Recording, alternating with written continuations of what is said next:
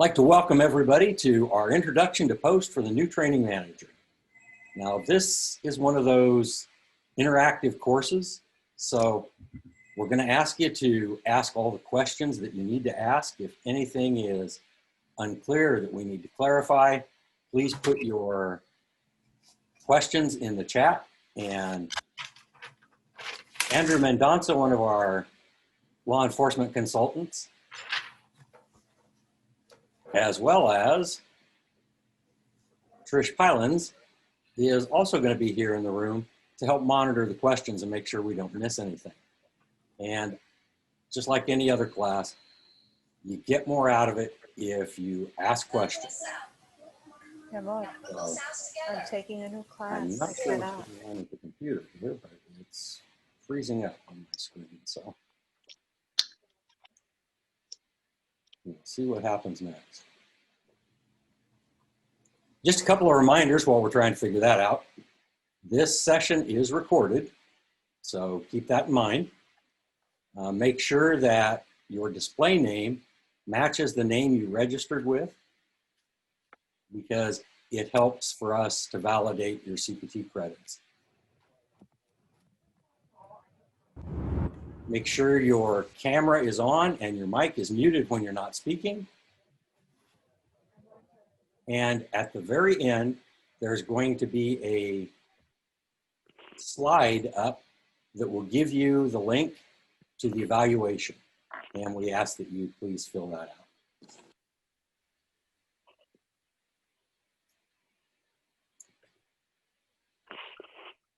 Okay, I'm Alan Soroka. I'm the regional consultant for Region 6, and that covers the counties of San Mateo, Monterey, San Benito, Santa Clara, and Santa Cruz. So if you're in my region, we've already probably had numerous meetings. And something is marking up this presentation.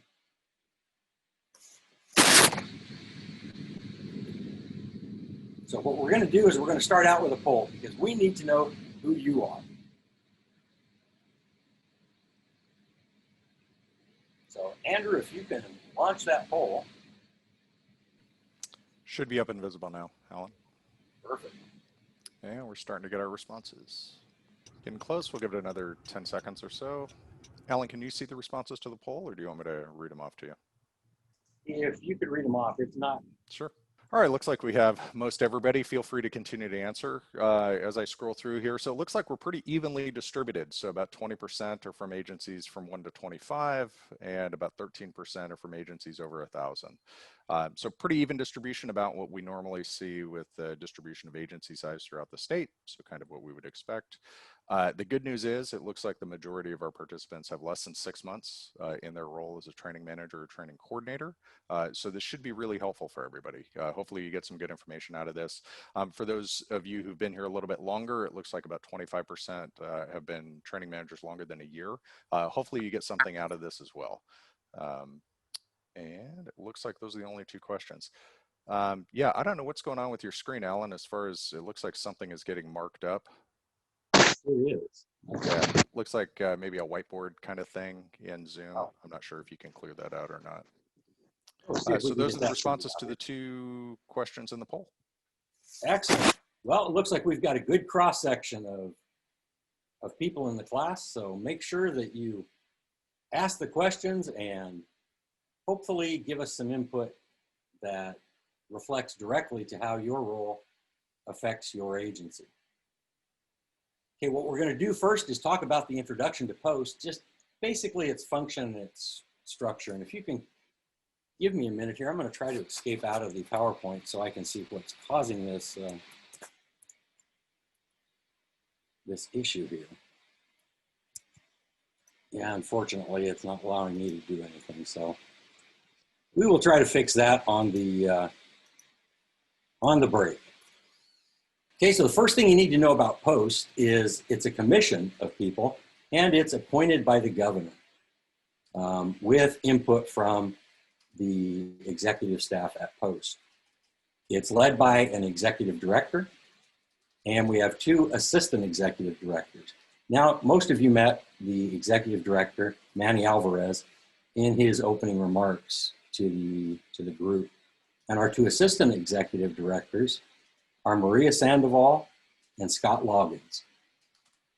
And each one of those is responsible for several bureaus within their area of, well, it just went away, that's good. Now it's, each one of those areas of responsibility are broken down into bureaus specializing in subject matter areas. And we'll go over what those are here in just a second. But the bureau chiefs are led, or excuse me, the bureaus are led by 9 bureau chiefs. And they're staffed by law enforcement consultants, analysts, technical and clerical staff. So we've got a lot of people in each one of the bureaus. The Administrative Services Bureau deals with most of our financing, and when you submit your training reimbursement requests and your ETR&Rs. So they take care of a lot of the fiscal stuff for post, as well as staffing concerns and issues such as that. The Basic Training Bureau deals with all of basic training academies. They deal with the regular basic academy, the modular formats, the extended and the intensive basics. The Computer Services Division does exactly what the name says. They deal with everything electronic and digital for post. Our Learning Technology Resources group deals with the learning portal, the videos, and all of the streaming things on the learning portal that you can get through post. Now, our Management Consulting and Projects Bureau has a wide variety of things that they do. And Andrew, if you could chime in here and give just a brief overview of what type of programs management consulting does.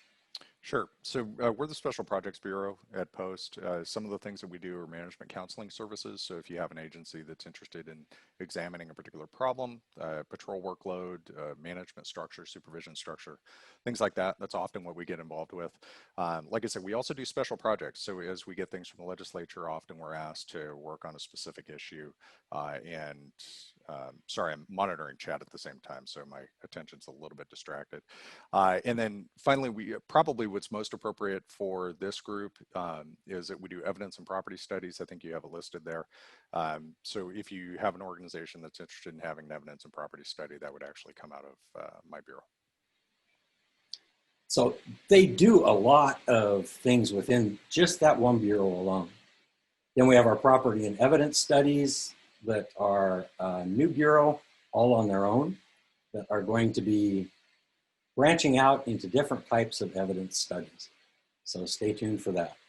Our Strategic Communications and Research Bureau, they do a lot of the outreach with the field in terms of our custodian of records. When we get subpoenaed for records, it all goes through Strategic Communications.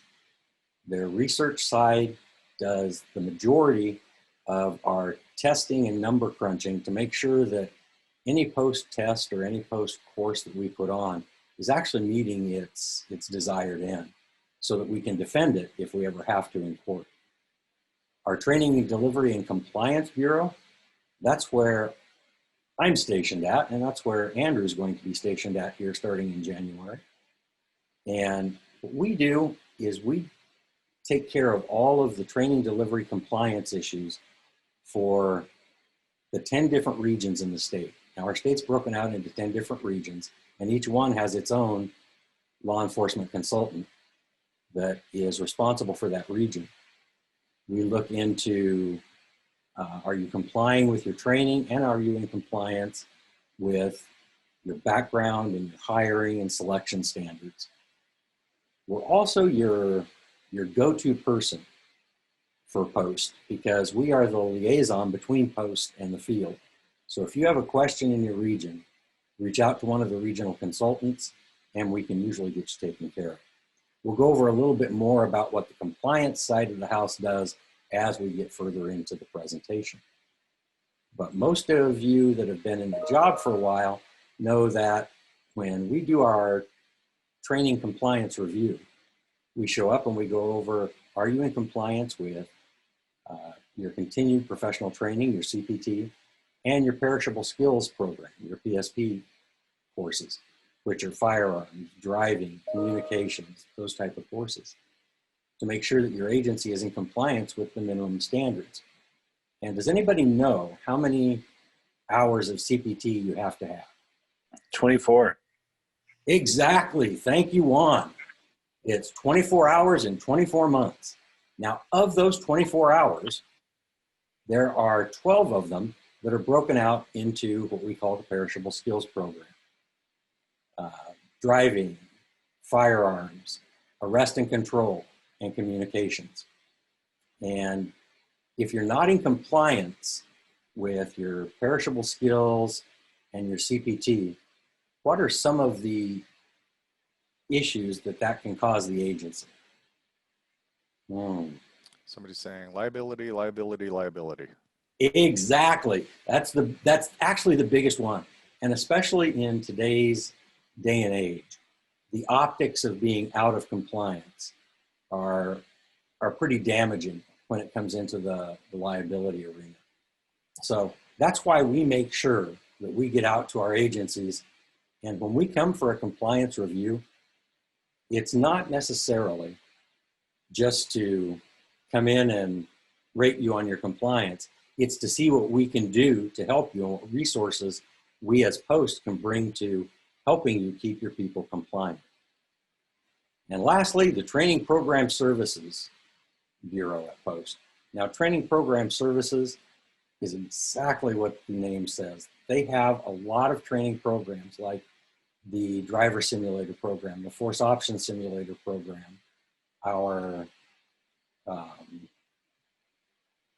first aid program through EMSA. All of that type of things are run from our Training Program Services Bureau. Now, this PowerPoint will be available to all of you. So if you have any questions about what these bureaus do, you'll be able to get the answer, and that will help direct you to who you need to contact at Post if you can't get a hold of your regional consultant. Now, this is going to be the thing that helps you most as a training manager, getting really familiar with the Post website. There's a lot of information that you can get off of the basic Post website. And just by a show, how many of you have already signed up for your Post Pass account? If you haven't signed up for a Post Pass account as of yet, make sure that you go onto the Post website and sign up for your Post Pass. That's your one-stop login for the Post website. And it will allow you to select certain areas that you can get email blasts on and information on. And it kind of tailors it exactly to what you say you need. And that website, as it's listed there, is www.post.ca.gov. Matter of fact, why doesn't everybody go ahead and open up a secondary window in your computer so that you can go directly to the Post website, because we'll be doing a few things throughout the presentation that you might want to try and follow up on. So let me ask you this, since we have some senior people in here, what are the responsibilities of the training manager? What are you really responsible for? And please don't just say managing training, because yes, while you are managing training, there's a lot more to the job than that. Alan, there's a question in the chat. Did you want them in EDI or just on the Post main page? Just on the Post main page to start. Thank you. Some of the responses are training compliance.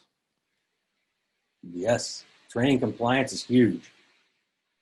Scheduling training, keeping records, quality of training. We'll come back to that. I like that, quality of training. We're going to get into a little bit of discussion on that.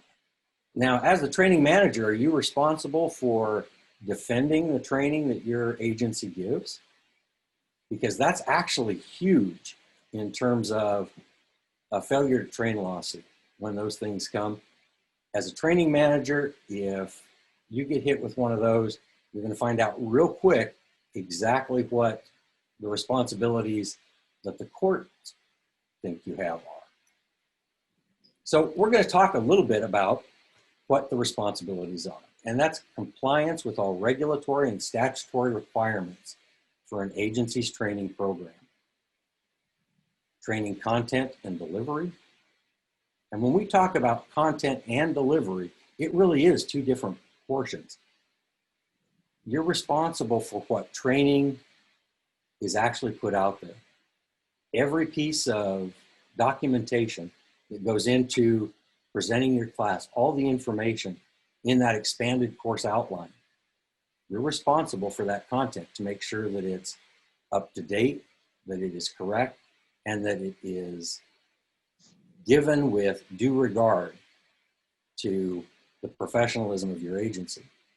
And delivery methods, this is where we tend to get into a little bit of trouble, because if you're not monitoring how your instructors are delivering the content, some inappropriate things have happened in the classroom before, and that usually translates to some legal jeopardy of some sort. Quality assessment of all agency training courses and learning outcomes. If you haven't yet had the opportunity to go to a quality assessment course, I would strongly recommend that be pretty high up on your list of things to get done, because you need to be able to go in and assess exactly how your agency is delivering training in terms of, is it a good quality of training? And what does that look like? What does good look like? The quality assessment program training can help you identify that. The next one up is quality assessment of outside training courses.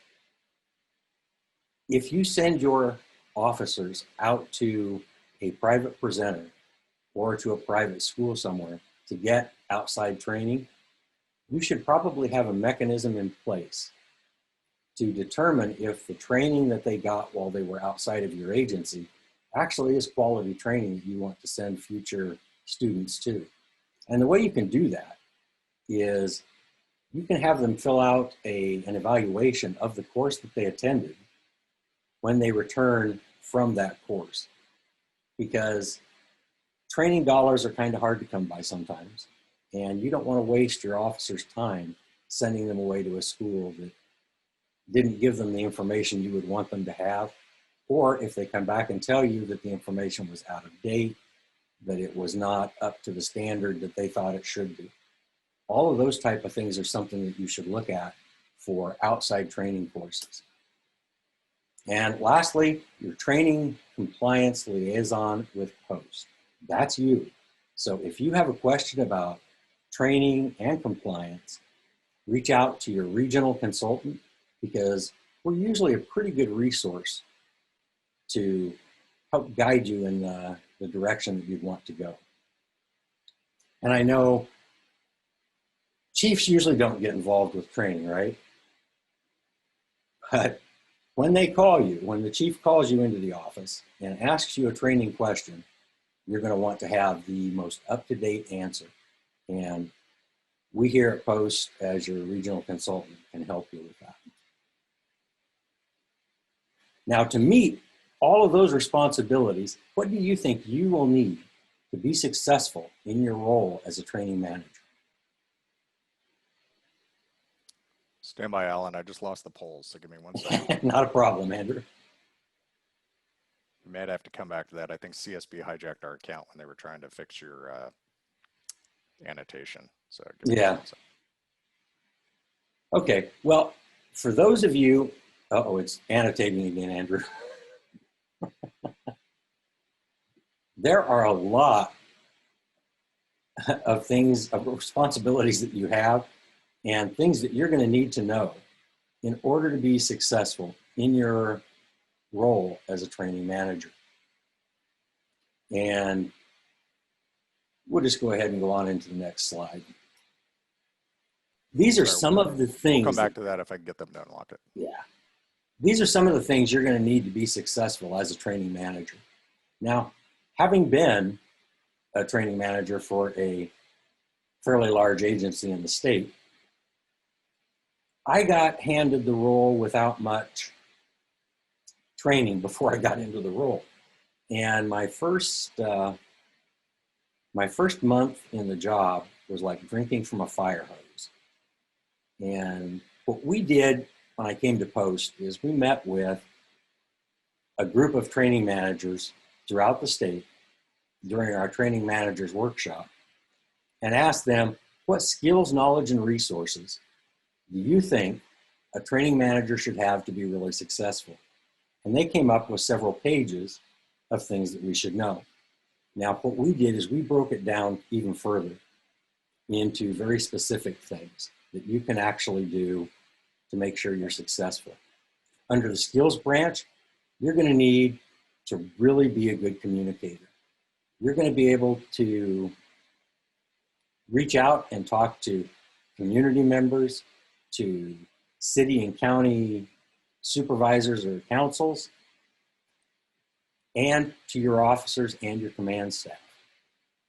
And you're going to have to be fairly articulate in the way you talk about your role in the training delivery part of your job. You're going to need to have exceptional organizational skills.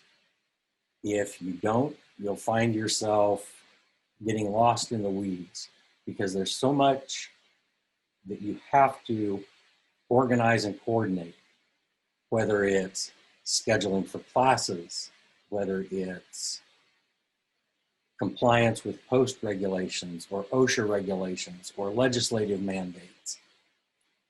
You're going to have to know what those time frames are and how you're going to be able to deliver that to your agencies based on your agency size and your agency staffing.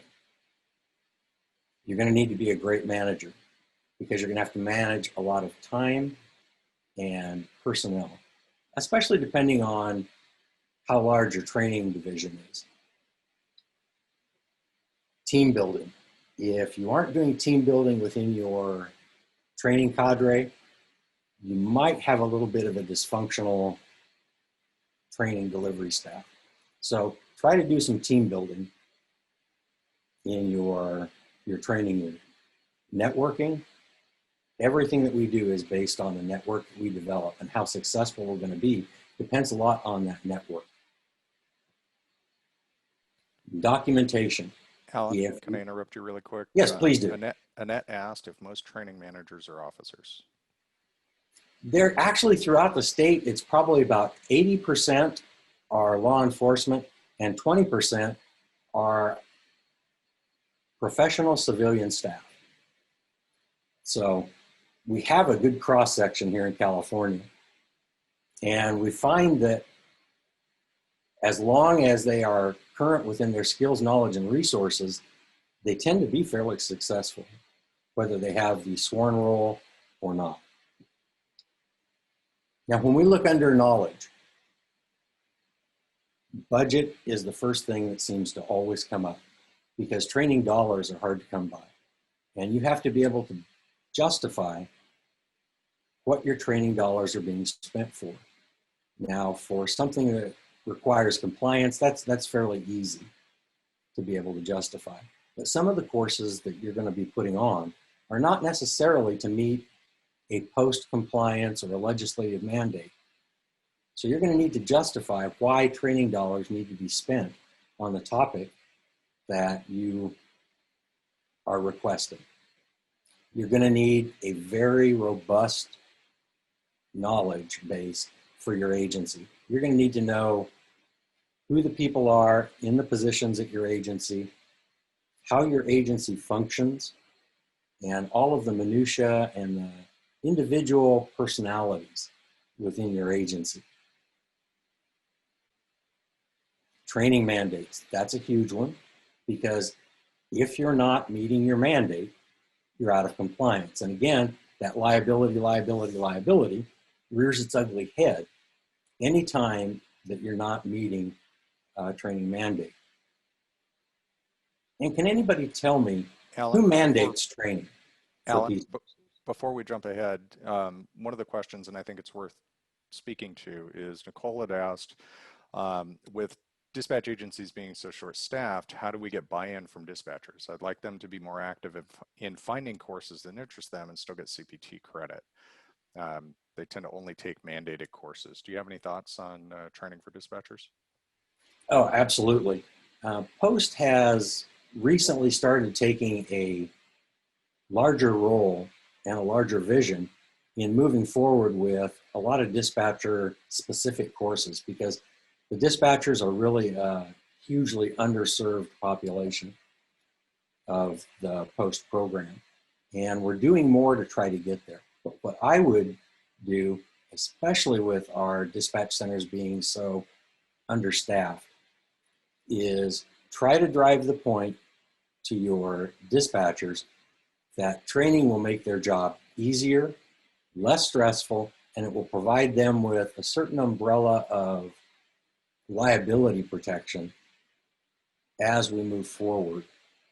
The discussions that are taking place on a national basis, and we're going to see impacting the dispatchers fairly heavily coming up, is the suggestion from the RIPA board for the racial profiling issues on, they've done the study for basic California law enforcement on RIPA and how that racial profiling affects the street.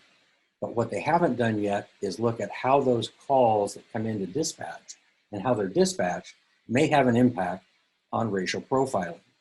So they are looking at advancing that into doing a study on how that affects dispatchers. And so the more education that we can give our dispatchers and the more training we can give them, the better off the performance for the field and for our citizens will become. But again, knowing your agency and knowing what the mentality is for dispatchers on training, you may have to do something unique to incentivize the training for your dispatchers. So hopefully that answered your question. Alan, just to revisit, it looks like Trish is able to launch the polls. Did you want to go back to the poll, or do you want to just keep? Yeah, let's go ahead and launch the poll and see what the answers are that we get. Trish, you want to give it a go? Yeah, we're seeing some good. I'm actually seeing the poll this time, Andrew, so that's good. Sorry, let me try unmuting the first one of the day. I'm going to try logging off and coming right back in, Alan. Okay. Never mind. I'm afraid if I do that, it's going to screw you up. So I'll just stay on. We'll have Trish run the poll. Okay. Looks like we have about 70% who have voted. Good. Seeing some good numbers there. Whoops. Do you mind if I ask a question, Alan, kind of while Please. we're waiting for the poll results to come in? So, Christina, you posted a question to the chat about dispatch needing funding specifically for overtime. One of the initiatives we're working on under my bureau is trying to provide more distance learning training and opportunities. Is that something that you think, and feel free to either answer up or just put something in the chat, or if anybody has an opinion about this, having this type of training, right, where people can log in and take training, either synchronous or asynchronous, is that something that we think may help dispatchers get more quality training? And I know this is sort of a question like, how long is a piece of string? It really depends on the type of training and the agency, but do dispatchers have the time when they are working to engage in training, or do we really need to set specific time and be able to send them out? Christina, go ahead. I do think that there are some dispatch centers that dispatchers can train when they work, but I also think that currently, right now, in the situation of law enforcement, dispatchers are taking the brunt of a lot of calls, and the center is very stressful for them. Okay. So the training gives them it gives them a quick emotional break to actually go to training and focus on what they're learning. Got it. And that's important to them. However, with that being said, there's some amazing training that's come out of the training division. The recent suicidal callers training is fantastic. The terrorism training, they love those classes Okay. and they love taking them. But when they're there on the floor, they are often subject to callback to get back into the rhythm of the work, and they don't always retain that learning. So that's some of the challenges. So even if they're at the workstation, being able to backfill behind them for that distance learning is great, so they can actually focus on that training for that full shift or that full amount of time, so they're Okay. not subject to recall. Perfect. Thank you. Yeah. So this is helpful for some of our other projects. So I appreciate, I'm not trying to hijack the conversation, but this is helpful for some of our other initiatives. So thank you, Mike and Annette and Scott. So I see your comments in there as well. Yeah, it's a great thing to incentivize training and get those people off of the floor so they can get that emotional break. That's absolutely huge. Okay, it looks like our poll is done, and we've got a lot of really good answers in the poll. I noticed that we seem to be a little short on the U.S. Code of Federal Regulations. I think we only had 33% that suggested that that might be something that they would need to know about. And we'll talk why that's important here in just a second. Okay, so we're going to look at specialized training needs. When we were talking about training mandates just a few minutes ago, and you just noticed in your poll that a lot of you put posts and some of you put legislative training mandates, but there are also regulatory mandates that post has nothing to do with, like those that are found in the Code of Federal Regulations. CFR 1910-124 deals specifically with the requirement that all peace officers who are likely to come in contact with a hazardous material or chemical agent need very specialized respiratory training. And that's under a Cal OSHA requirement. Now, Post doesn't track that, but that doesn't relieve the agency from delivering that training to their officers. And if you're not familiar with all of the mandates that are required of your agency, you could easily see how you could miss something like that one because Post isn't tracking it for you.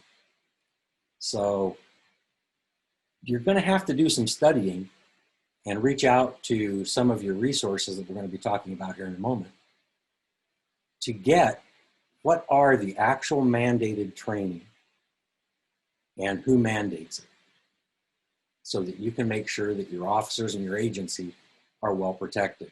Just as an aside, on the chemical agents, respiratory protection and personal protective gear side of the house, if you are found to be out of compliance with the OSHA guideline on providing personal protective gear and training to your agency, the fines can range from $50,000 per officer per day that the violation has been allowed to exist, all the way up to $150,000 per officer per day.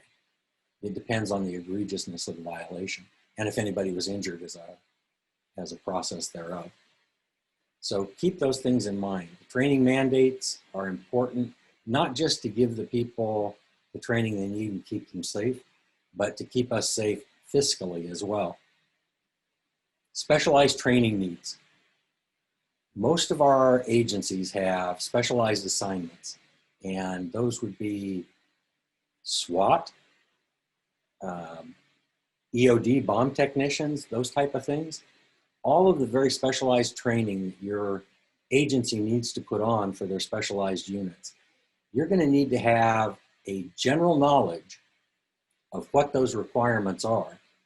And by working with the units within your agency that have specialized content, I would push it off to them to help take some of the information off of your plate You make sure that they are focusing on the specialized training they need and help facilitate them getting the training that they say they need.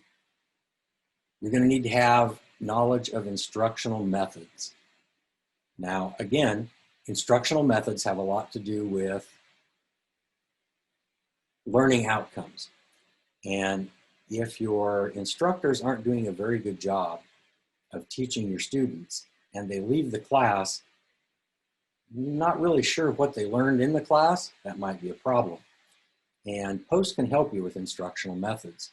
We have the Institute of Instructor Development, the IDI, and they have the basic instructor development course, the Academy Instructor Certification Program, and the Master Instructor course. If your people need to get through an instructor level course, those are some of the things that POST can help you with. And you need to be aware of what the instructional methods are, because if you ever get involved in a failure to train lawsuit, that's one of the things that tends to be asked when you're on the stand, is what instructional methods do you use? Because the court looks at it, since you're doing training, that actually falls under the educational community. And so they look at, does our training meet the same level of scrutiny that the educational community's instructors give?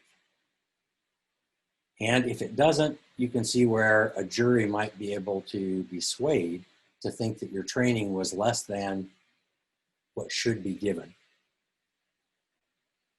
You're going to need to know the law in terms of what is the case law. Can somebody give me an example why you would need to know case law as a training manager? Well, who can tell me what Canton versus Ohio says? Anyone? To improve Exactly. investigations. Thanks, Tom. Well, Canton versus Ohio is a case that has to do specifically with training. And they found that the training may not have been up to speed, and it cost the agency a significant amount of money. So if you are not current in what case law says training should have, you could easily find yourself on the losing end of a litigation scenario. There is a fairly recent case called the Poway case that talks about if your training is not realistic training, that it is actually a failure to train because it is giving training that is reckless disregard for the safety of your officers and the public. So if you go to www.findlaw.com, you can click on whatever topic of law you would like to research. And it can give you the case law that deals with that topic. So I would suggest you at least be familiar with Canton versus Ohio as a kind of like a bright line case in what's required for law enforcement training. And most importantly, you're going to need to know a little bit about POST, because as we've shown you, there are a lot of bureaus and a lot of things that we can do for you, but we've got a lot of regulations that cover what training is required and what the process for certifying that training is. When we look at resources, your regional consultant, and I'm going to say this like a broken record throughout our time today, your regional consultant is going to be probably one of your greatest assets. Please make sure that you reach out to your regional consultant, introduce yourself if you haven't already, and have a dialogue with the regional consultant. Because when you have a problem, we have a problem. And that's what we're there to make sure that we help you solve. We have a lot of resources that we can bring to bear to help you with your problems. And if we don't know the answer, the nice thing is we have a lot of people who can help us find the answer. Get involved with your county's training managers network. Now, POST has on its learning portal the Training Managers Network that allows you to talk with training managers throughout the state. You can have a digital dialogue, you can exchange emails, you can find out who the training manager is for Turlock PD and reach out to them if you'd like. LAPD, San Francisco. It lists all of the training contacts. And it also has PowerPoints, expanded course outlines, best practices. All those type of things can be found on the Learning Portal once you get accepted as a training manager in the Training Managers Network. The next one is your County Law Enforcement Training Managers Association. If you haven't joined your County Training Managers Association yet, please reach out, find out who that contact is, and you can get that from your regional consultant. Reach out to the county training managers and get on that association, because this is where you have a chance to meet with everybody, all the training managers in the county, and discuss county-specific training issues, what courses are coming to the region, who has excess capacity that they may be able to get some of your people into their courses, and they can share expanded course outlines with you to help you get your course certified through POST in order to meet the training requirements of your agency. It also helps because if you get a course certified through POST, it shows up on your officer's EDI training profile. And that's what a lot of records requests that come to POST are actually for, the training profile of the officer, to make sure that they have gotten the training that they need for their job. The California Association of Professional Training Officers, CAPTO, that is a great statewide training managers group to belong to, so that you can reach out and find out what's going on in the rest of the state and help keep some of the issues that are on the horizon in your discussion. Obviously, POST. We've talked a little bit about the Learning Portal. Has anybody here used the Learning Portal for their CPT training at their agencies? And if you have you found it to be successful? Well, if you haven't found anything on the Learning Portal, I would suggest you go to the PostPass website and just type in Learning Portal on the search function, and then click on the Learning Portal, and you will see all the classes that are available online for your officers and dispatchers to take that will help you meet mandates and meet CPT hours. And obviously private presenters. POST has a wide variety of private presenters that present post-certified training. So those are just the bare bones, the basics of what you will need to know to be successful in your role as a training manager. Now, some of the keys to success that we talked about were PostPass. Make sure you get signed up. EDI, the Electronic Data Interface. That's where you enter your courses, your rosters, your notice of appointment and termination, all of the type of things that relate to record keeping with POST is available through our Electronic Data Interface, the EDI. Your POST regional consultant is a huge key to helping you be successful. The POST website. We're going to talk in a little bit about the 90-day plan. Alan, can I interrupt you for a second? Please do. One of the questions was, what was the name of the State Training Manager Association? Was that CAPTO that you're referring to? Yeah, that's CAPTO, C-A-P-T-O. Thank you. Mm-hmm.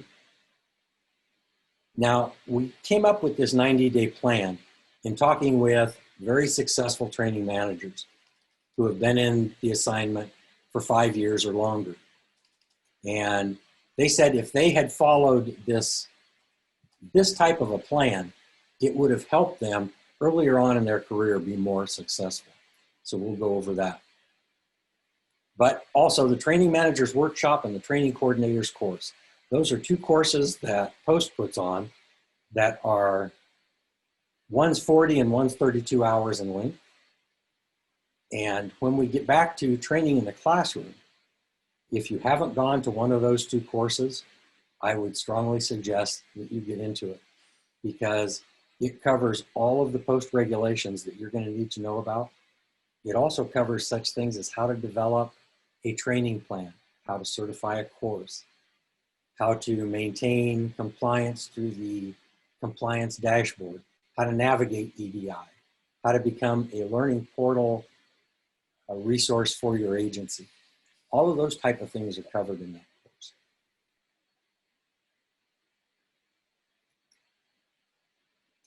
So if you haven't signed on to PostPass, we're going to give you about 3 minutes to go ahead and sign on and request a password and an account for your PostPass access. And you can get this from the Basic Post website. Just go up into the search bar and type in PostPass.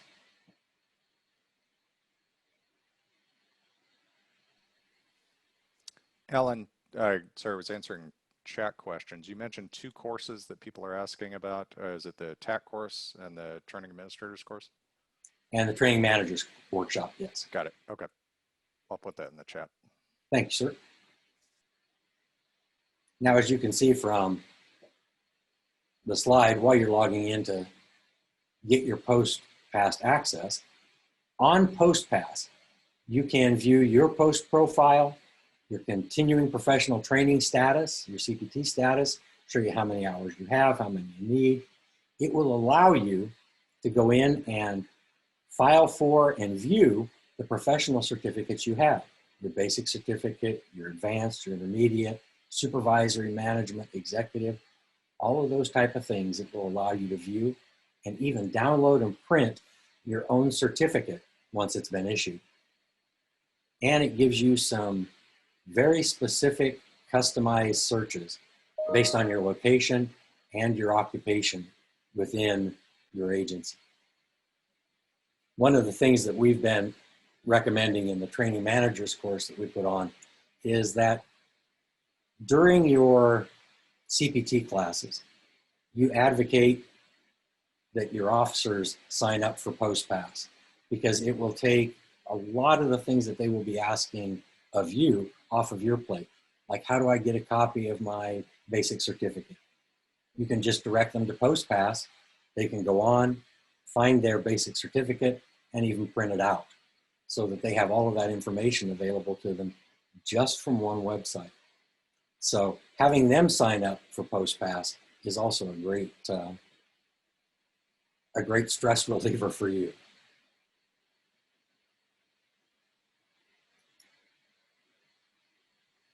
Now we're going to move on from PostPass to the next part of the Post website, which is EDI. Now, there are 2 types of access that you're going to need for EDI depending on what your job responsibilities are. In order to get into the Electronic Data Interface, EDI, you're going to need to decide whether you need agency access or presenter access. If you need agency access, that's one form, and presenter access is a different form. But some of the things that you'll need to know is what's on each side. So on the agency side, you'll notice that that's where you do the notice of appointment, termination, and status changes, what we call NOADs. That's also where you're going to do an ETR&R, which is the Electronic Training Reimbursement Request form. That's how you get money back from Post into your general fund for Post training. You're going to need to be able to understand that on the agency side is where you find your official Post agency roster. That's everybody that we show belonging to your agency. You're going to be able to show the personnel profiles for every person within your agency. You'll be able to view them to make sure that the profile is current and up to date. And it's also going to allow you to do a compliance analysis to make sure that your agency is compliant with all of the training that's required and tracked by Post. That's all on the agency side of the house. So on the presenter access side, this has to deal primarily with courses, course delivery, course certification, course modification. It's going to allow you to have your instructors go in and use something called the Instructor Resume Builder and forward their resume digitally to you through the Instructor Resume Manager program. And then you'll be able to directly manage all of their resumes for your agency instructors. It's going to allow you access to the compliance dashboard to see where you're at with all of your required training and if you're in compliance with CPT and perishable skills. It's going to allow you to coordinate your roster, enter your roster, and it will give you the ability to announce and present your own agency certified courses. And that's all on the presenter access side. So how do you get that? Well, for the agency side, you go to the Post website, sign in with your Post Pass account, you go to Forms, scroll down to EDI Access, and then look for Form 3101. That is specifically for the agency side of the house. Once you get that all filled out, it has to be signed by your agency head or their designee, and then emailed to edi@post.ca.gov. Now, it usually takes about 24 hours turnaround in order to get your access approved. And what will happen then is Maria Goshup or Maria Faye Guintu will send you an email with your EDI password in it so that you can set up your account on your own computer. And then you can change your password to something that is a little more secure. And then once you do that, you will have access to the agency side of the house. The next one up is presenter access. Follow the same website track, except you're looking for Form 3102. And that gives you the ability to put on courses and manage resumes and your instructors. Follow the same process, and within 24 hours, you will then have access into the presenter side of EDI.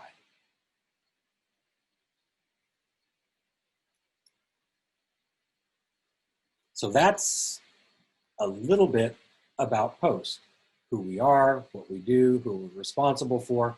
The one thing I didn't cover, and it's kind of important to talk about, is our funding. Does anybody know where Post gets its funding from? Are we cueing the crickets again, Andrew?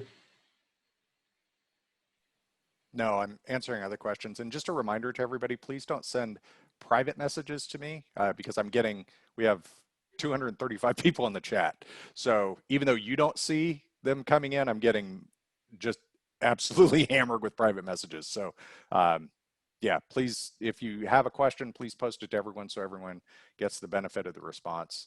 And then I will try and keep up, but once Alan asks a question and we get 75 responses, I don't always see them as they go by. So I'm doing my best to scroll back up to the top and see if I missed anybody. Well, Post funding actually comes from two different sources. We used to be, the penalties and assessment fund was the only way that Post really got money. And so if officers weren't writing a lot of tickets or the courts weren't assessing a lot of fines, Post was really getting strapped for money. And as most of you remember, back from about 2007 up till about 2013, Post was really strapped for training reimbursement because we didn't have a lot of money available to be able to reimburse you for the training. Starting in about late 2013, early 2014, the state decided that they were going to make augmentation of the Post budget directly from the legislature. So from the general fund of the state, they started funding law enforcement training so that we would make sure that we always had the funds necessary to deliver the training that we were requiring you to take. So now we're on a little bit more stable economic footing. And it looks like we have kept you hostage for an hour. So we're going to take a 15-minute break. And if there are no questions before we take the break. Well, we did have people comment that either bake sales or GoFundMe's. You know what? That's I think not necessarily a bad idea. There was a Santa Claus thrown in there too, just for good measure. That's it. Yeah. Okay, let's take 15 minutes and we will come right back.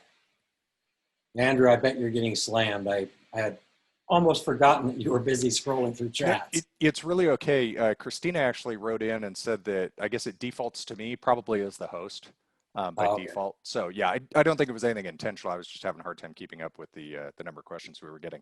And then if you ask a question of the group at the same time I'm getting questions, the scroll goes by so fast I can't even see the question. So It's just overwhelming. Well, I just want to make sure I don't miss anybody's question because it just goes by faster than I can actually see it. That's all. I want to make sure everybody gets their questions answered. Yeah. Yeah, Tina asked, with the political climate, do you think funding will be reduced? Tina, we really don't know yet. You know, certainly this year was, I think it was okay for post, you know, but shortly after our budget was enacted, there were, you know, obviously all of the changes around COVID and some of the reduced funding. So, you know, as state workers, they cut all of our pay. I would expect that, you know, we'll see reductions in budget at some point, but I don't know.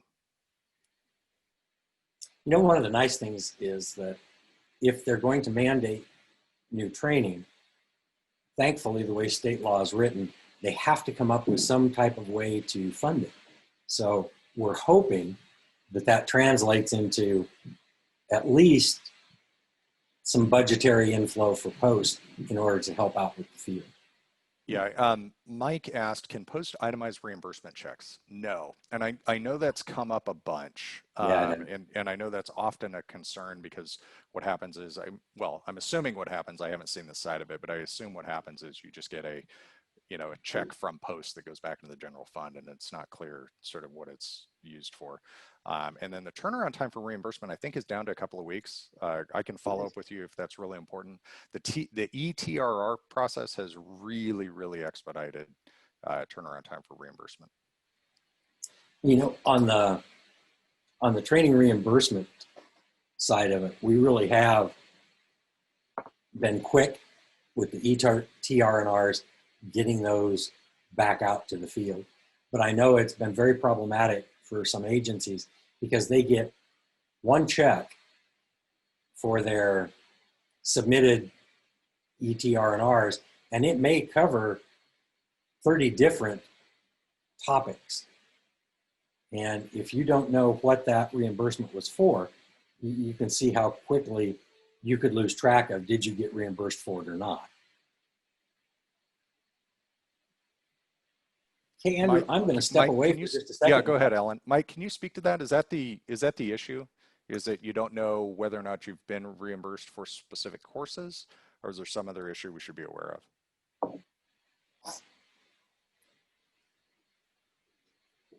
Mike, maybe Mike stepped away. There, now I can hear you. Oh, got it. Go ahead, Mike. There. So yeah, it's just hard when we get a lump sum check Sure.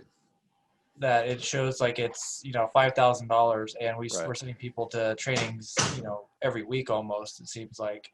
And how do we correlate that back to, our training budget of, our training budget for patrol is like 70 grand. How do I, put that back in the budget so I can make sure that we're staying on budget? Is it because you have separate budgets for different We have training like areas one for within your- investigations, one Gotcha. for patrol, Okay. one for administrative services. So that's why it creates the issue for you. Yeah. Okay, got it. Let me, I'll throw my email up. Let me find out what, if anything, can be done about that. I don't know if there's a way to tag like specific things, or, There's if we also can- going to be another class later today with ASB and accounting services, and that would probably be a good question. I know Tracy will be there and Yuri will be there as well. Okay. Yeah, there may be a way, I don't know, Mike, because we don't handle the reimbursement side of it, but there may be a way to, like ask them, at least if you knew what the reimbursement was attached to which TRR, that would give you an idea of, you know, here's what we asked for reimbursement for, here's where it actually gets processed. I don't know if they lump them together. Yeah, if I just knew what class it was, sure, it would be yeah. correlated. Yeah, no, dude, trust me, totally makes sense. I'm just not sure from our end, you know, whether or not we have the ability to sort of disaggregate that stuff. I don't mind getting just lump sum checks from you guys. You want to just keep saying lump sum, we're cool. I mean, you know, it's nice to get a check, but you know, if it's you're not the only one who's raised this issue. So my suspicion is that other agencies are struggling with this as well. Cool. And then Thomas, what is the role of regional training centers? Thomas, are you on the line or did you take a break? All right, we'll come back to that. Okay, so you're back, Thomas. Let's keep that up for Alan. When he gets back, we'll pick that up after the break. Same with the CPT question from Gregory. That's all right. Thank you, Annette. We'll make sure Mike gets that info. Tina, are you on the line right now? Yes. Hi, how are you? Good, how are you doing? Good. So the training managers area is on the learning portal. Is that where you're trying to find it, or are you on the main post website? I was on the main post website. Okay, yeah, I think it's actually under the learning portal, which is a different piece of our main site. Okay. Does that make sense? Andrew, yeah. I believe that you still have to request to be added to the training manager network within the portal. From the portal. Right. Yeah. But let me get the email address. It might be Rayanne or Catherine who has to add you once you're in the portal. Okay, sounds good. Yeah, I'll find out and post in chat soon. Yeah, Tina, I think so. There's two different sides of our web. There's the learning portal, which is kind of an independent site, and then there's the main post web page. So I was just trying to figure out which one you were looking at. So you'll just need to make sure you log into the learning portal, and then we'll figure out how to get you access. Make sense? We belong to the San Diego County Training Managers Association, but we're hoping to start offering some of our post courses in June. Our campus is closed right now for all of our post courses, unfortunately. But and once we start having them, hopefully this summer, we want to start advertising to other counties. So I just wanted those contact information to advertise if possible. Yeah, absolutely. So I would start there, and also, I'm sorry, Tina, what agency did you say you're with? Grossmont College. Which is where? Grossmont College, San Diego County. San Diego. So reach out to your regional consultant. I think that's Dan Schmidt down there. And he will be tied in with your local training managers associations, and he can help as far as advertising courses and things like that. Okay, thanks. You're welcome. Alan, we had a few questions come in that when we kick off, maybe we can speak to. One of the questions is regarding CPT. When an employee isn't on admin or 4850, is there a grace period, or how do they get their training done? That's one question. And the other question is, where did it go? Oh, about the role of regional training centers, if you could talk about that a little bit. Sure. When we kick back off, if you want to read those questions out, I will. Then we'll go ahead and get them answered. Okay. And Ken, I'm not sure if Alan can give you access, but certainly we can forward the email to the learning portal folks. Alan, one of the issues people seem to be having is finding the training managers portal that you mentioned. Yes. So it's on the learning portal, not on the post web page. So correct. Those are two different sides of the house. And then as far as getting access to the training managers portal, do you know who they send that request to? Yes, that would be Catherine Bacon. Okay. So maybe we can put that information in the chat as well. Absolutely, good idea. Because Catherine can get them signed up, and then she can also make them a learning portal administrator, which allows them to actually assign courses to their agency, which is kind of a huge benefit. All right, let me, I'll grab her email really quick and I'll throw it into the chat for everybody. Perfect. All right, 11 o'clock, you ready, Alan? Absolutely. All right, so let's kick off with the first question. The first question was, if an employee is on admin leave or 4850 for a long period of time, is there a grace period, or are we required to get the training done for them in a shorter period of time? Unfortunately, there is no such thing as a grace period for that if they're on admin leave or 4850 time. But what you need to do is let your regional consultant know that that person is behind in their compliance. And as soon as they get back on active duty, then it would be prudent to get them into training as soon as possible. Now, we have some that are on 4850, disability leave, and it actually spans the entire time for the compliance year. You can't make up a compliance year. So what we recommend that you do is, as soon as those people get back into active duty or where they're able to do the CPT training, to get them in at the first opportunity. And it's more to limit your exposure, your liability exposure, than anything else. But if you let your regional consultant know during the compliance review that the person was off either for admin leave or was unable to comply with compliance for whatever reason, it helps us track that and gives you, again, some liability protection. And then Thomas West asked, what is the role of regional training centers? Now, the role of regional training centers, if you have one locally, they're a huge help because they have access to different funding streams and different grant processes that they can help pay for some of the funding to put on classes that you normally can't do at your own agency, like the ICI classes, the Institute for Criminal Investigation.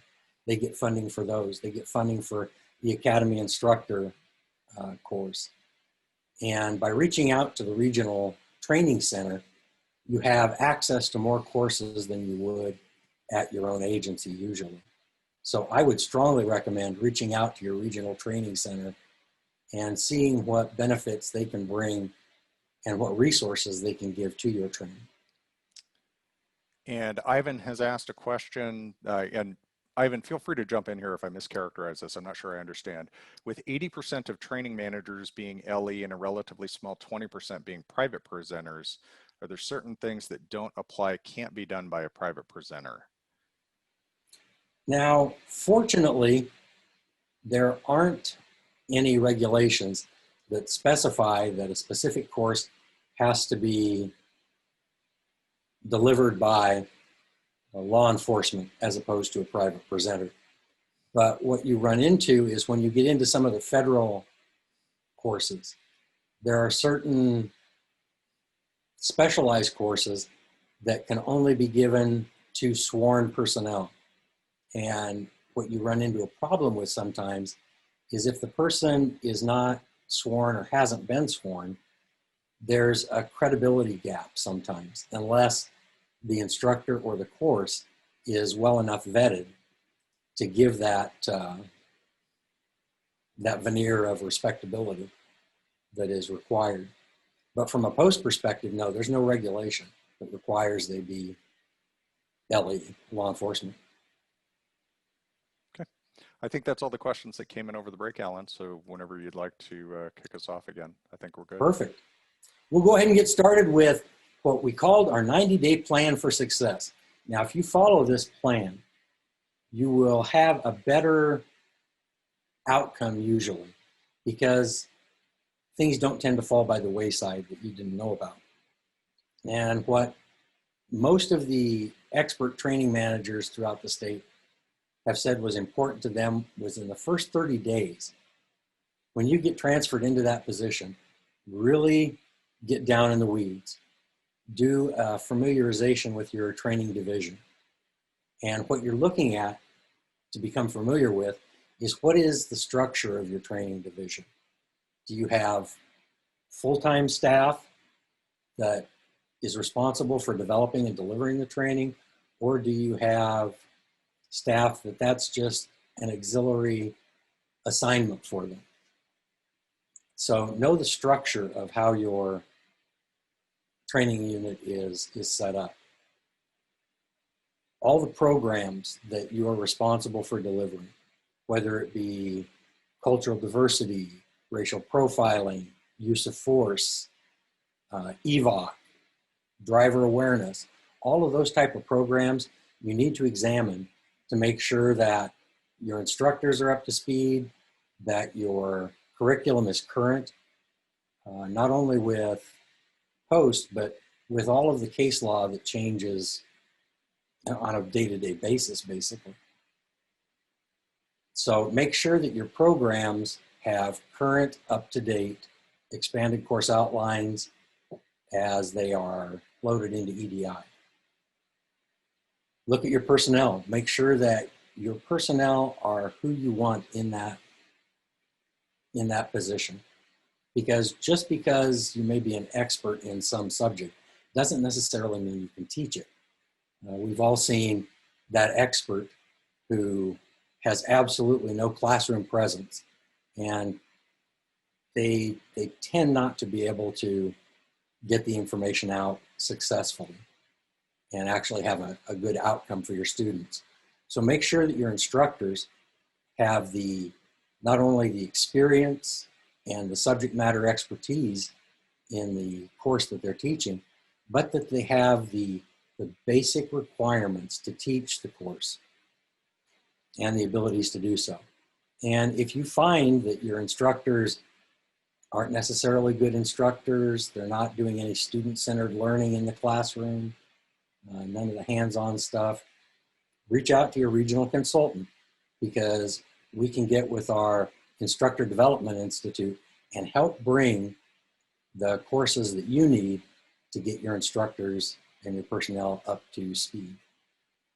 Know your budget, know it inside and out, because most agencies, when they get a training budget, even though they're getting reimbursed by post, that reimbursement money doesn't go back into the training budget. It usually goes back into the general fund. So you actually never see it come back to you.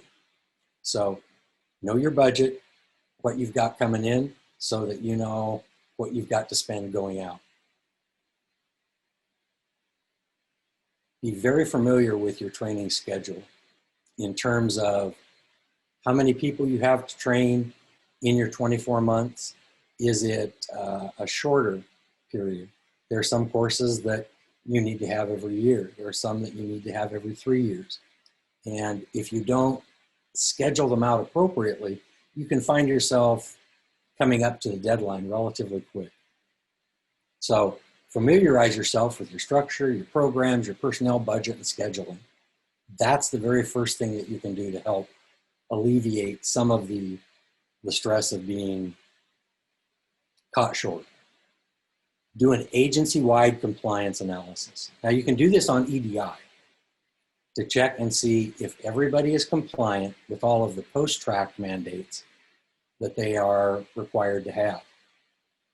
But remember, we talked earlier about there are a lot of mandates that are not necessarily tracked by post. So you'll need to come up with some training management software in order to make sure that your people are compliant with all of the other legislative or regulatory mandates that are out there not tracked by post. Reach out to your post regional consultant. I told you, it sounds like a broken record, but we really are a resource for you in helping to get you the information you need and the assistance you need in getting everything that you need to make your training successful. Reach out to your Training Managers Association and CAPTA. And that you should do within your first 30 days. It's a lot, but trust me, it will save you time in the long run to spend the time in the beginning.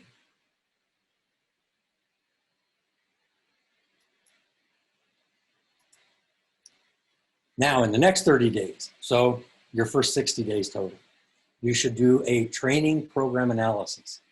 Now, this means to look at every program that you have within your training division and look at its functionality. Do a quality assessment, because you want to know what the strengths and weaknesses of your training programs are. do you have a deep bench of instructors? Because some of the courses that are required to be put on require what we call a 1070. And that's Regulation 1070 in the California Code of Regulations. And it specifically says that in order to teach certain topics, you have to attend a certain type of instructor training course for that topic, like firearms, chemical agents, EVOC, driver awareness. All of those type of things require a specific course. So make sure that all of your people have that course. When you're looking at a training course analysis, you want to do a quality assessment. Now, if you reach out to Tamara Bartz at Post, and we'll put her information for an email in the chat, but it's basically tamara.bartz@ca.post.gov, and Bartz is spelled B-A-A-R-T-S. She can give you the rubric. In other words, the document that Post has developed in order to determine whether an instructor or the course itself actually meets certain quality assessment standards. And it's a great thing for training managers to have in their toolkit so that you can do your own internal quality assessment within your first 60 days. And how would you do a quality assessment? As the training manager, if I told you, you have to do a training assessment and do a quality assessment of your course, how do you think you would go about that? Maybe audit the course. Ah, that's the perfect answer. That's the one I was looking for. You need to go in and actually audit the course. Go in and set in on the classroom and make sure that the outline that they use, the expanded course outline, is actually what they're teaching, and that they're doing it in a way that allows the student to actually learn something. If you remember nothing more, remember the acronym RIDEM, R-I-D-E-M.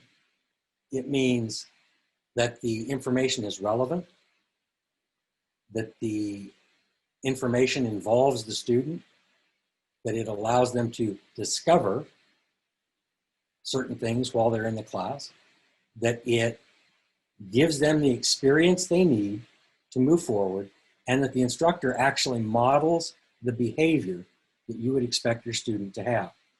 So it's relevant, involved, discoverable, experience-based, and modeling. So if you go in and audit a course, you will be able to know not only the strengths and weaknesses of that course and that instructor, but you'll be able to do a basic quality assessment and what you think needs to be changed. Another way you can do that course analysis is through course evaluations. If you don't have your officers, your students, your dispatchers doing an evaluation of the course, the instructor doesn't know what they need to do to improve. And so you can't really expect them to change things if they don't know. And you certainly can't be expected to know every aspect of every course without some type of evaluation instrument. So Post has a course evaluation instrument, we call it a CEI, that you can locate on the Post website. If you just type in search CEI, it will give you a basic, very general course evaluation that you could print out and hand out to your students to have them fill out. And lastly, in that first 60 days, you should be doing an agency-wide training needs assessment. What does your agency need in terms of training? Now, we've talked about regulatory mandates and post mandates and legislative mandates, but the one thing that we haven't talked about is agency-specific mandates. There are times that your chief is going to say, I know that this course isn't mandated by Post or anybody, but I want this specific course developed and delivered to everybody in our agency. And that's one of the things that you're going to need to determine when you're doing your training needs assessment. is what training does the executive of your agency believe that the agency needs?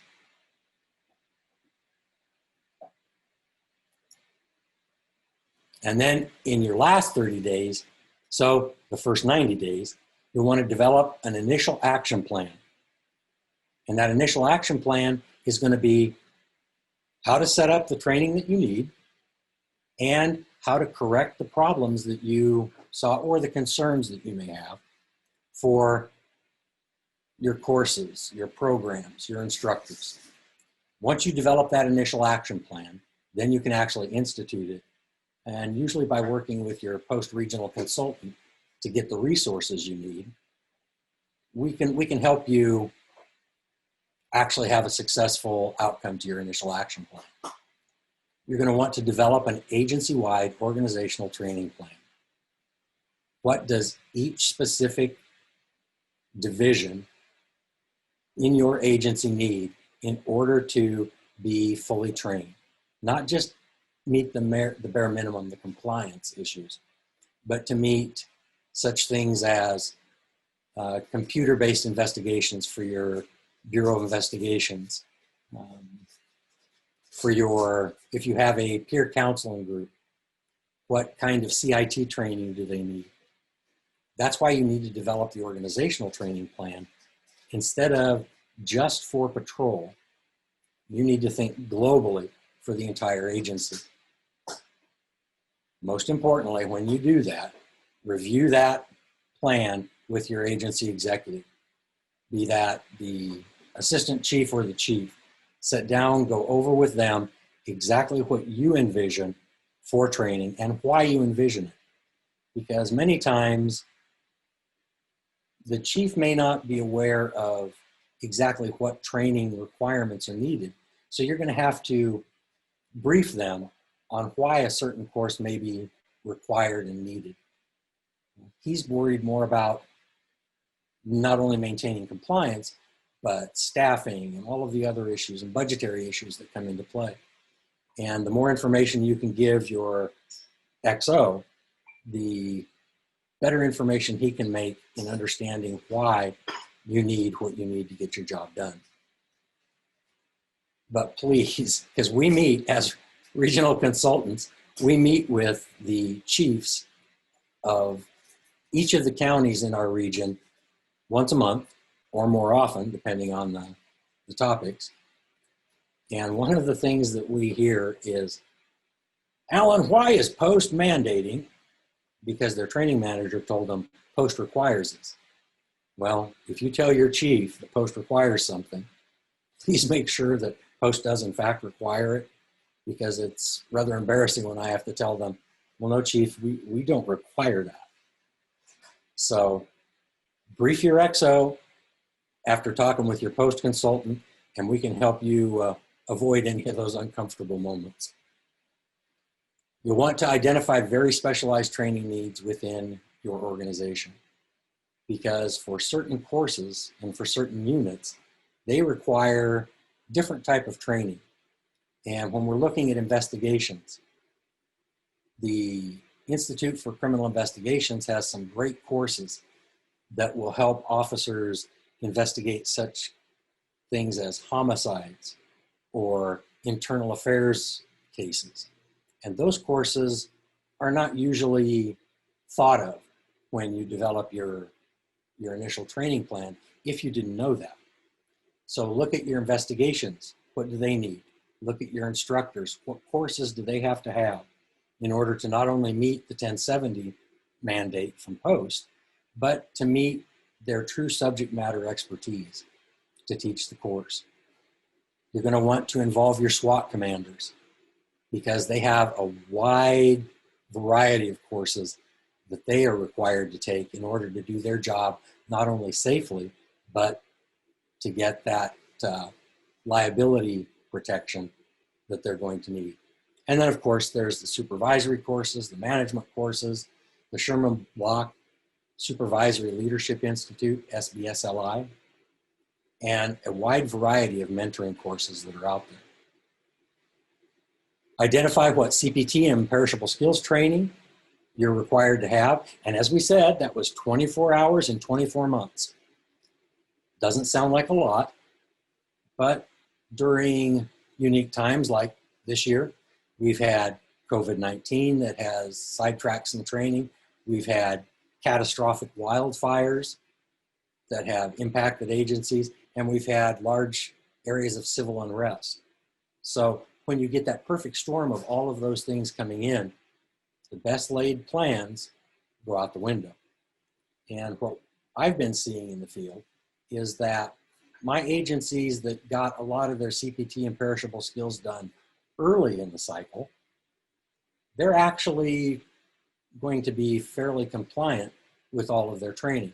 Those agencies that put it off and waited till the last minute, now they're finding that they have problems maintaining their compliance.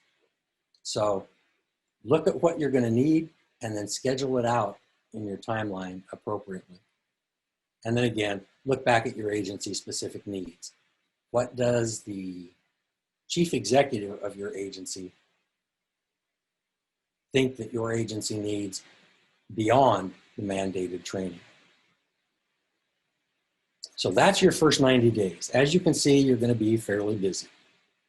But if you do that, I can guarantee you that very few things will fall through the crack, and you won't be surprised by a lot of what ends up happening.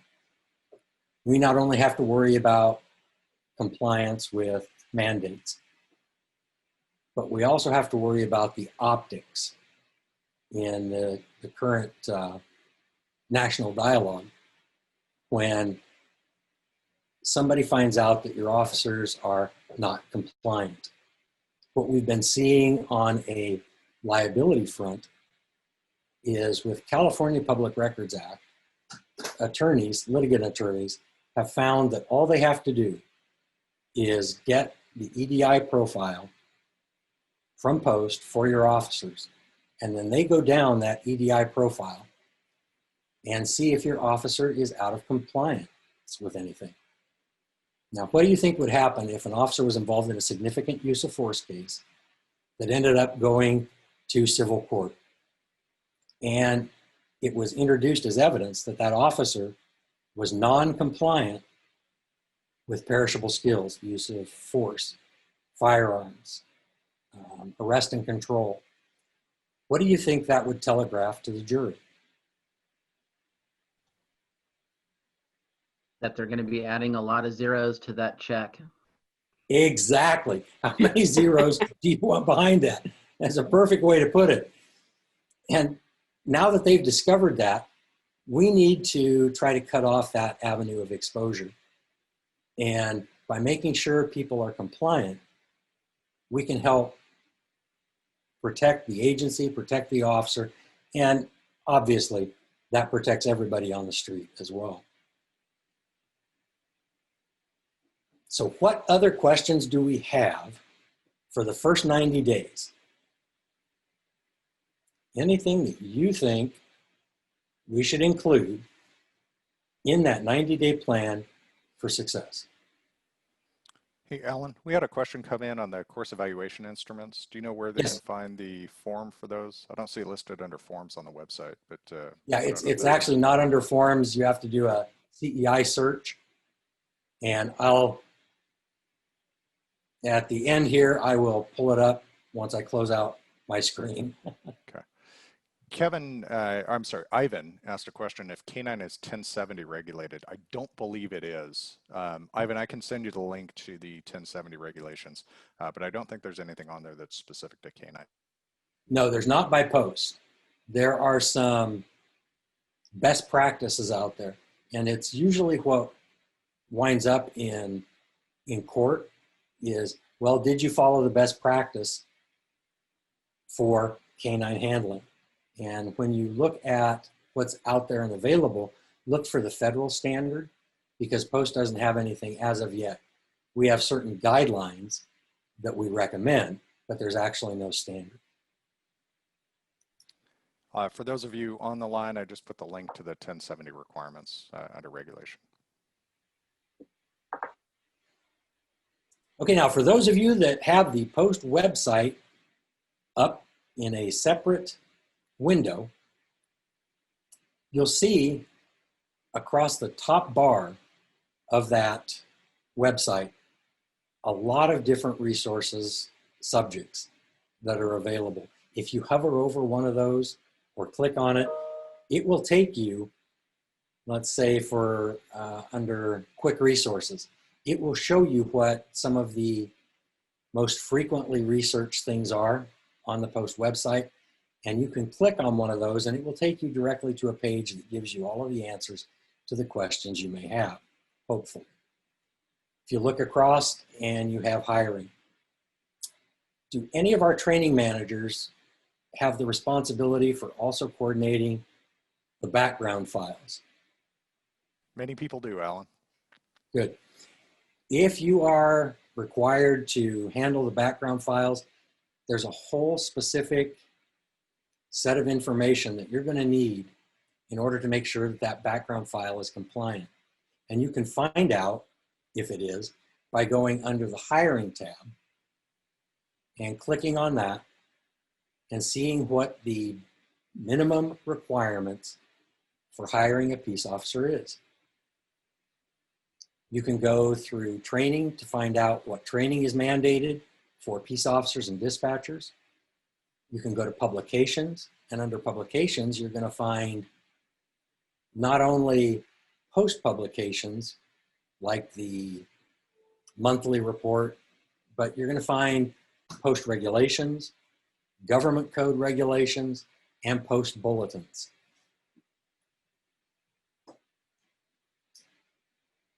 When you go into publications, you will also be able to find such things like the Background Investigators Manual. That's going to be huge for you if you have anything to do with the background process. Having that manual will answer every question and more that you could possibly have in what needs to be done, when it needs to be done, what record needs to be kept, how that record needs to be kept, and what does POST need to see when they come for their background compliance review. And there are, I believe there are 15 dimensions that are required in the background that POST actually reviews. You're going to be able to pull up certificates, hiring standards, and forms. Now, just like any state bureaucracy, POST has a lot of forms. And so when you need to fill out a form and you don't know which form it is, if you just click on forms, it has it broken down by categories. One's EDI, one is course presentation. So if you click on the category, it will actually take you to a list of forms that you are likely going to need at some point in your tenure. And you'll find that the POST website, in addition to your regional consultant, will usually answer about 90% or greater of all of the questions that come up in your role as a training manager.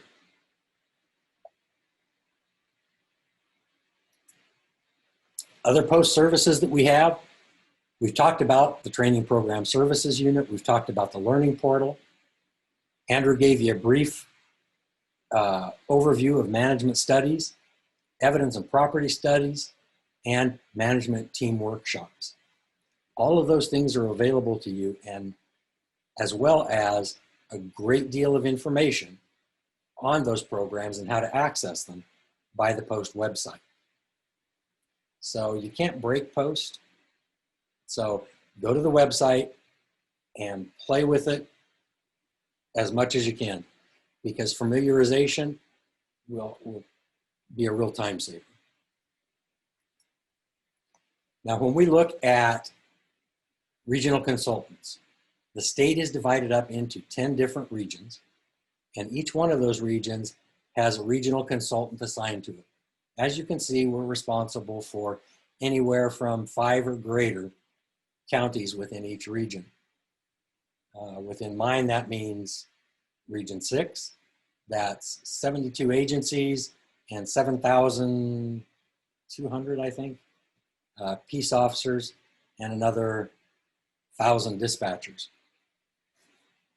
So we have a lot of territory that we cover. The things that we do, we talked about the background files that we look at, training regulations, and certificate compliance. Now, when I say certificate compliance, does anybody know what I mean?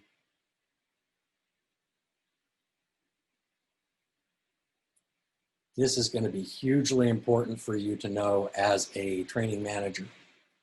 When I say, are they in certificate compliance, that means, does every officer that's required to have a basic certificate have that basic certificate, or does every dispatcher that's required to have their basic public safety dispatcher certificate? For officers, if they don't have a basic certificate and they are out off of their probation, out on the street making arrests, each arrest that they make is technically a false arrest because they lack the ability to make that arrest because they don't have a basic certificate. So if you were the training manager, I would run your certificate compliance, if not every 2 weeks, at least every month, to make sure that every officer in your agency has their basic certificate. Once they get it, you're good to go. But for those new hires, once they exit probation, successfully exit probation, you have to file online for their post-basic certificate. You can imagine the problems that would exist, not only liability-wise, but from an optics standpoint. If the district attorney has to open 30 cases because they have to go back and dismiss all 30 of those cases because the officer didn't have their basic certificate and therefore it's a false arrest. And then it goes into the civil side of the house and you can see how it just mushrooms. So certificate compliance is probably should be number one, or at least number two, on that list of things that you should be paying close attention to. The other thing that we do is we provide a consulting role to the chiefs and sheriffs in our regions, to all of the training managers and our private presenters, and to the training associations. I know that we meet every month with all of our training managers associations within the regions so that we keep our finger on the pulse of what's happening in the region. We know what classes are out there and available for you. So if you're having a problem getting a class, reaching out to your regional consultant usually gets you that class a lot faster than trying the hunt and peck method of locating it on your own. Recently for my region, we had a request from Region 10 down in the far southern portion of the state to travel a course from our region down there to put on an instructor level course that was required for EVOC and defensive tactics because they weren't able to get enough of the courses in their region. So we actually traveled a team of instructors down to put on those courses. And that's the type of outreach that your regional consultant can help you with. Any questions about what the regional consultants do?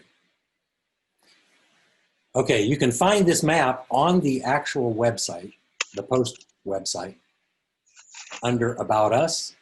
Just type in regional consultant, and I believe it's the very first return from the search bar, that will pull up the training consultants map. And it will give you who your regional consultant is and their phone number. And if you hover over their name, it will actually also give you their email address. Now, we tend to be out in the field a lot. So communicating with us by email is usually a little bit quicker than calling the number listed on the phone. The phone will usually take you to the desk of that regional consultant, And if it doesn't roll over to our cell phone, we may miss your call for a while. So try to communicate first with an email. That usually gets a quicker response. And it allows us to perhaps put some links in an email to help you with some information that you may need.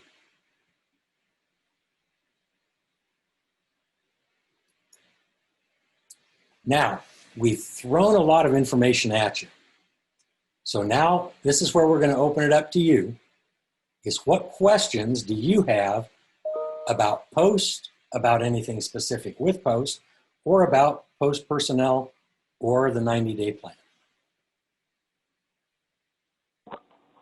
Hello, sir. This is Lieutenant Rodriguez calling from Humboldt State. Hey, Lieutenant, how you doing? Doing well, thank you. Thank you for putting this on, and thank you for your time. I'm curious a little bit more about the assistance or the consulting that you would provide to a chief, and what exactly that would entail. It's actually a very, go ahead.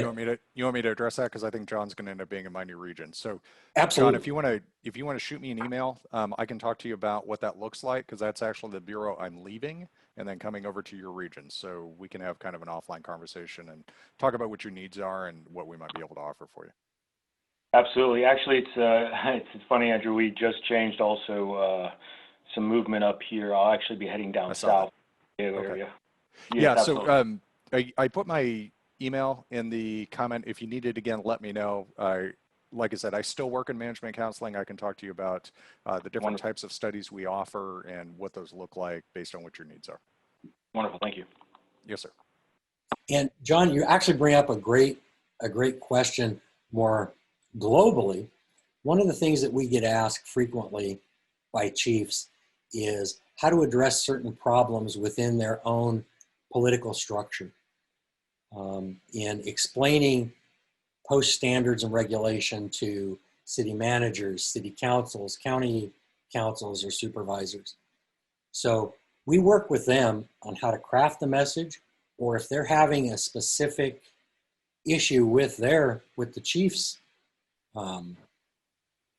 supervisor, so to speak, is we actually reach out to the city councils and have those dialogues from a POST perspective in order to help them get the assistance they need. Okay, wonderful. Thank you so much. Mm-hmm. What other questions do you have? There's some questions about perishable skills for command staff or officer levels and related to the CPT hours and the 12 hours of perishable skills, et cetera. What level are they not needed? Now, for the person at lieutenant or above, they are not required to take perishable skills. They're required to have 24 hours of CPT, but they're not required to actually take the perishable skills portion. And as we like to tell the chiefs, just because they're not required to take it doesn't mean it's not a good idea for them to take something. If you've got a lieutenant who's not required to take perishable skills, do you think they should still take, well, let's say, their firearms training? If they're carrying a weapon, you know, even though they're not required to, from a liability reduction standpoint, we recommend that you at least put them through something that will assist them with that. Anybody who is on the street, even though they're not required to take perishable skills above the rank of lieutenant, should probably still take it. It's just it's a best practice more than anything else. It's not a requirement. Hopefully that answered your question. There was a follow-up regarding non-uniform. I don't think there's a distinction between uniform and non-uniform, but go ahead, Ellen. No, there's not. You're correct. As long as they are in that officer, sergeant, officer position, they're required to take the perishable skills. There used to be one where it said if they were in an investigatory only role, that they weren't required. That has been removed from regulation. so that they still have to take perishable skills. One group that's not, they're the coroners. They are not required, if they don't make arrests, if they don't operate an emergency vehicle, they're not required to take EVOC or firearms, but they have to get a very special waiver from the executive director of post in order to forestall that compliancy requirement. Any other questions that you have? Anything that we can help you with today?